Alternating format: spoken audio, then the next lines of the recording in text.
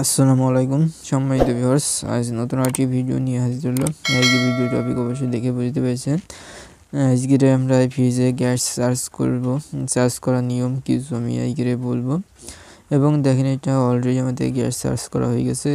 ফ্রিজে সমস্যা ছিল, আপনার গ্যাসে জাম হয়ে গেল, এই জন্য গ্যাসটি আমরা বের করে আবার নতুন করে গ্যাস ঢুকিয়ে দিয়েছি, চার্জ করেছি, নতুন করে গ্যাস চার্জ করেছি। একটি ভিডিও ছেড়েছি যে 1 মোটর থেকে 5 মোটর পর্যন্ত কয়েল করা যায়, সেটি আমার ভিডিও দিয়ে আছে, আপনারা দেখে আসবেন। 1 মোটর থেকে 5 মোটর পর্যন্ত কয়েল করতে পারবেন, সে মেশিনের ভিডিও আমি ছেড়েছি, সেটি আমার চ্যানেলে দেওয়া আছে, আপনারা অবশ্যই গিয়ে দেখে আসবেন। ধরুন নতুন দর্শক আছেন, অবশ্যই চ্যানেলটি সাবস্ক্রাইব করে পাশে বেল আইকনটি অল করে দেবেন।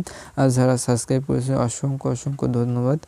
এবং ভালো লাগলে একটি লাইক দিবেন এবং কমেন্ট করে জানাবেন ভিডিওটি কেমন হয়েছে। এবং আপনারা যদি চান তাহলে ফ্রিজে ভিডিও A to Z নিয়ে আসবো ইনশাআল্লাহ। পার্ট হিসাবে আপনাদেরকে একদম পার্ট হিসাবে শিখিয়ে দেবো।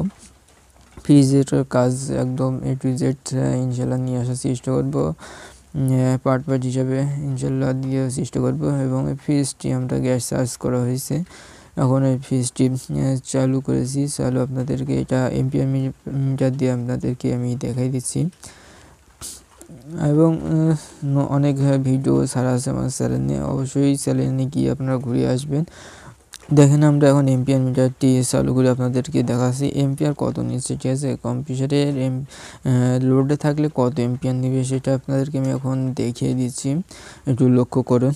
দেখেন 8.8 নিচ্ছে, এটা আমাদের 20 দিয়ে আছে এবং 2.6847 এম নিবে, ঠিক আছে। 2.47 এম নিবে গ্যাস চার্জের পরে আপনার কম্পিউটারে এখন লোড নিবে, ঠিক আছে।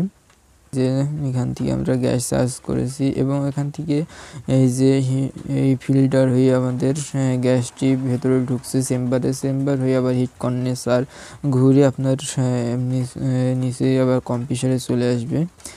দেখেন, এখানে আপনাদেরকে আমি A to Z ভিডিও ইনশাল্লাহ নিয়ে এসে আপনাদেরকে পার্ট হিসাবে সব বুঝিয়ে দেব, তাহলে আপনারা সব কিছু বুঝতে পারবেন। এখন আপনারা অবশ্যই কিছু বুঝতে পারছেন না, ইনশাল্লাহ আমি আস্তে আস্তে পার্ট হিসাবে আপনাদেরকে আমি আবার ফ্রিজে ভিডিও নিয়ে আসবো।